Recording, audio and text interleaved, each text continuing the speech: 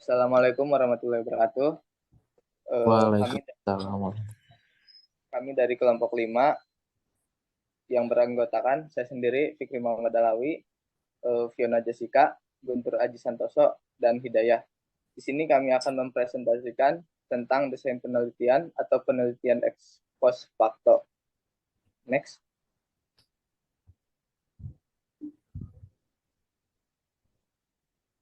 Yang pertama ada pengertian ex post facto adalah istilah yang merujuk pada sesuatu yang terjadi setelah fakta.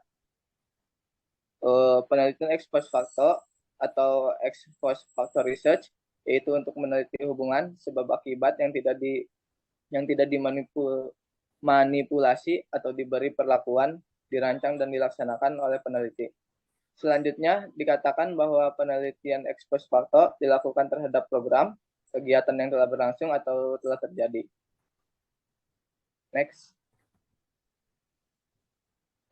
Selanjutnya ada tujuan penelitian ex post facto.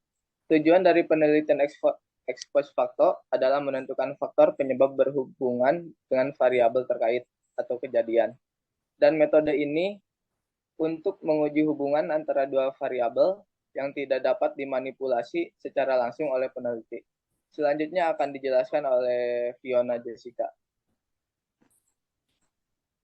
Selanjutnya di sini ada jenis-jenis penelitian ex post facto. Yang pertama ada penelitian ex post facto korelasional. Penelitian ex post facto korelasional melibatkan analisis hubungan antara dua variabel atau lebih tanpa memanipulasi salah satu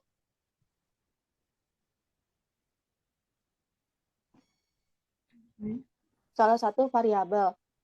Misalnya, seseorang peneliti mungkin mempelajari hubungan antara jam tidur dan presentasi akademik dengan melihat data dari sekelompok mahasiswa. Selanjutnya ada penelitian kausal komparatif ex post facto.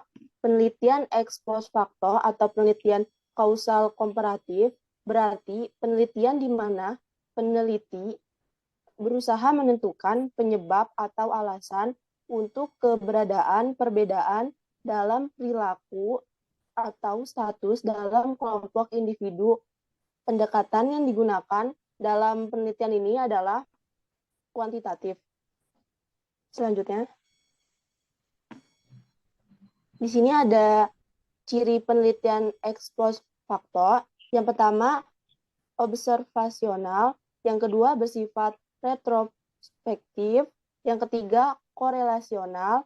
Yang keempat, sering digunakan untuk menguji hipotesis. Yang kelima, sulit untuk mengontrol variabel asing. Yang terakhir, yang keenam, sering digunakan dalam situasi di mana tidak mungkin atau etis untuk melakukan penelitian eksperimental. Selanjutnya akan dibacakan rekan saya bernama Guntur. Contoh penelitian ex post facto. Salah satu contoh penelitian ex post facto adalah studi yang dilakukan untuk mengevaluasi hubungan antara tingkat pendidikan dan penghasilan. Dalam penelitian ini, penelitian mengumpulkan data tentang pendidikan dan menghasilkan dari responden yang sudah bekerja. Dari data yang dikumpulkan, peneliti dapat menguji apakah ada hubungan antara tingkat pendidikan dan penghasilan.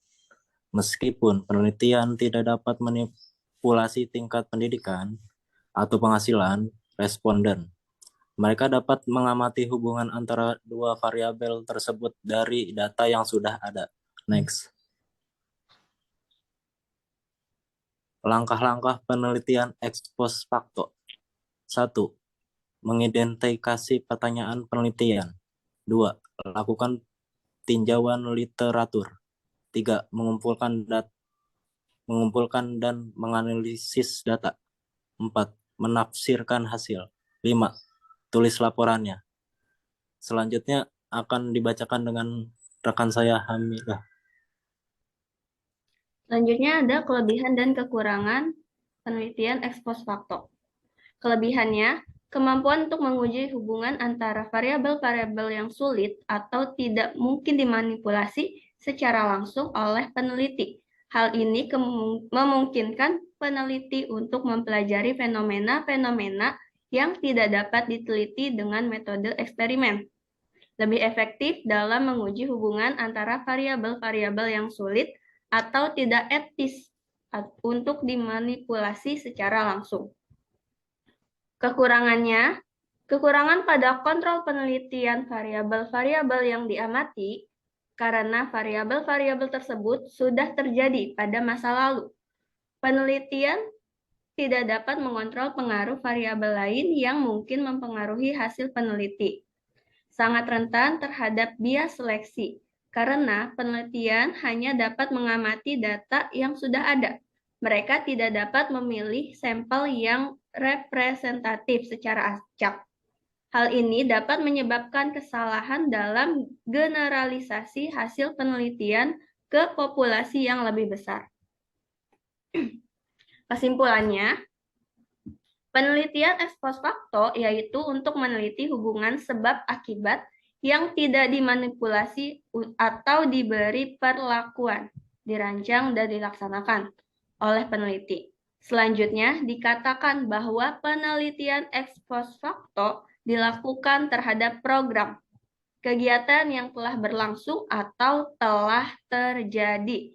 Tujuan dari penelitian ex post facto adalah menentukan faktor penyebab berhubungan dengan variabel terkait atau kejadian, dan metode ini untuk menguji hubungan antara dua variabel yang tidak dapat dimanipulasi secara langsung oleh peneliti.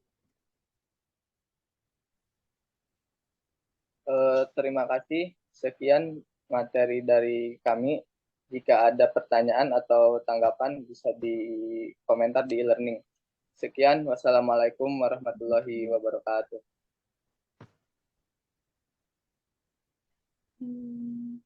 Udah.